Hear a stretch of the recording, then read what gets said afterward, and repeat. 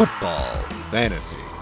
Hello and welcome to Keepers, where everyone is injured and Jamaal Charles is on bye. Yay! I'm Matt Ufford, here to help with your Week 10 fantasy needs. Start Chris Johnson. With Tennessee coaches saying they wanted to give Sean Green 15 touches against St. Louis, Johnson broke out with 6 runs of more than 10 yards, his first 100-yard game of the season, and his first 2 rushing scores of 2013. Looks like someone needed a little motivation. This week, Johnson gets the Jaguars, the league's most generous defense in giving up rushing yardage and touchdowns. Sit Joe Flacco in case that was not already obvious. Flacco struggled most of the year, and he's also struggled against the Bengals throughout his career. The 77.8 rating and more picks than touchdowns versus Cincinnati. Start Emmanuel Sanders. He's been targeted 11 times each of the last 2 weeks, pulling in an average of 7 catches for 93 yards. With him getting as many targets as Antonio Brown, he should fare well at home against the touchdown-friendly Bills secondary. Sit Jermaine Gresham. With Andy Dalton's collection of superior offensive weapons, Gresham hasn't reached 10 fantasy points in a game all year. And this week he gets a Ravens defense that just suffocated Jordan Cameron. Baltimore can certainly shut down Ohio's lesser tight end. Start the Dolphins defense. With Cameron Wake fully healthy, Miami's D is once again something you can count on. Coming off 10 days of rest, Miami gets ready to play the NFC's worst offense. Oh, what's that? You think the Bucs are a vastly improved offense thanks to 3 first-half touchdowns in Seattle? Yeah, that same Bucs team couldn't convert a single third down on its final 5 possessions of the game. So go ahead and start the Dolphins D. Sit Arian Foster. He already had a bad hamstring when he went down with a back injury in Week 9. Even if he plays, I don't like the odds of him having a good game against the Cardinals' tough front 7. Start Ben Roethlisberger. With Manny Sanders emerging as a second receiving threat alongside Antonio Brown, Roethlisberger should rack up yards and scores at home against a Bills defense that has given up a league-worst 20 touchdowns through the air.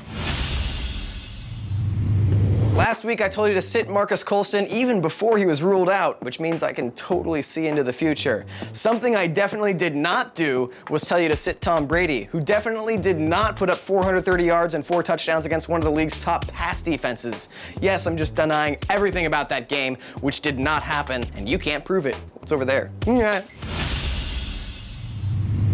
Buy low on Aaron Rodgers. If you have some depth at quarterback, now's the time to flip one of your QBs to whichever desperate owner has Rodgers. The investment will pay off. Rodgers will be back in time to face the soft pasties of Atlanta and Dallas in weeks 14 and 15 for your fantasy playoffs. Sell high on the Kansas City defense. What? Am I crazy? They haven't given up more than 17 points in a game all year. Yeah, and half the teams they faced have been led by backup quarterbacks in their first start. After the bye, KC gets Denver twice, San Diego and Indianapolis in your Week 16 fantasy final. I think the Chiefs will still be solid, getting sacks from their front 7, but the high variance scores from the defense and special teams will normalize. Those crazy 16 fantasy points per game will become more like 7 or 8. Right now, you have the opportunity to flip this defense for an impact running back or wide receiver. I say go for it. Buy low on Demarco Murray. Despite just 4 carries since spraining his knee in Week 6, Murray remains an excellent fantasy back when healthy. With him returning to full strength, he should have a strong second half of the year, assuming he stays healthy, of course. I know, it's a big assumption. I like to live dangerously. Sell high on Gio Bernard in non-keeper leagues. Bernard is highly talented and coming off a fantastic game, but as long as Marvin Lewis insists on giving the law from equal playing time, he's never going to reach his potential as a dominant fantasy back. See if you can use that potential in his Week 9 performance to get a true RB1. It's going to be sunny in the high 60s in San Francisco for the highly anticipated Panthers-Niners slugfest. Now, I don't know if there are actually any fantasy repercussions here. I just want to point out that the notion of San Francisco having the same weather for 3 hours is kind of ridiculous. I spend half my time in San Francisco taking off and putting back on my jacket. Ugh, too hot. Nope, too cold. Pick a temperature and stay with it, San Francisco. Hire Tim Wright and fire Charles Clay. I already told you to pick up Wright last week, and he came through with 58 yards and a score in Seattle. He now has 9 or more fantasy points in 3 of his last 4 games. Go get him. As for Clay, he's become an afterthought since the Finns' bye week, gaining just 66 yards and 1 TD in the 3 games since then. Hire Aaron Dobson and fire Kenbrell Tompkins. Dobson has broken out with 18 catches for 287 yards and 3 scores over his last 4 games.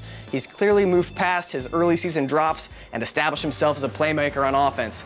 Unlike Tompkins, who ended his disappointing October as a healthy scratch last week versus the Steelers. Hire Nick Foles and fire Terrell Pryor.